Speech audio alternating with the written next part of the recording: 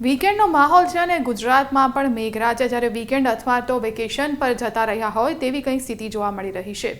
નમસ્કાર, ઝી 24 કલાકના digital platform પર તમારું સ્વાગત છે। આપની સાથે હું ફાલ્ગુની જોડાઈ ગઈ છું અને આજે છે 23 ઓગસ્ટ અને રવિવાર અને આજના દિવસમાં રાજ્યભરમાં હવામાન કેવું રહેશે, ક્યાં ક્યાં વરસાદની શક્યતા છે તે આપણે મેપના માધ્યમથી જોઈ લઈએ। તો જે રીતે આપણને જોવા મળી રહ્યું છે, દક્ષિણ ગુજરાતમાં વરસાદની શક્યતા જોવામાં આવી રહી છે।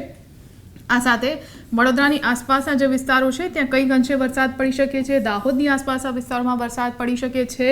સૌરાષ્ટ્રમાં ક્યાંક વરસાદની શક્યતા જોવામાં આવી રહી છે, પરંતુ અન્ય ક્યાંય આપ જે રીતે મેપમાં જોઈ શકો છો ક્યાંય જ વરસાદની શક્યતા નથી જોવામાં આવી રહી અને આગામી લગભગ 6 થી 7 દિવસ સુધી આવું જ વાતાવરણ રહેવાનું છે, કારણ કે જે સિસ્ટમ વરસાદ લાવે છે, જેના કારણે વરસાદ આવે છે તે સક્રિય છે, પણ ગુજરાતમાં એનું એટલું જોર નથી જોવા મળી રહ્યું અને એટલા જ માટે વરસાદે હાલ વિરામ લીધો હોય તેવી સ્થિતિ જોવા મળી રહી છે।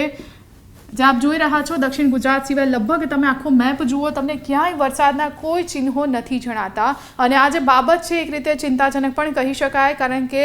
રાજ્યમાં વરસાદની હવે ધીમે ધીમે ઘટ વર્તાઈ રહી છે। આપ જુઓ, આજે સૌરાષ્ટ્ર કચ્છનો જે વિસ્તાર કહેવાય ત્યાં વરસાદની ખૂબ જ મોટી ઘટ છે, કારણ કે અહીં આખી સિઝનમાં અત્યાર સુધીમાં ક્યાંય જ નોંધપાત્ર એવો વરસાદ નથી પડ્યો। દક્ષિણ ગુજરાતની વાત કરીએ તો અહીંયા લગભગ 100% જેટલો વરસાદ છે।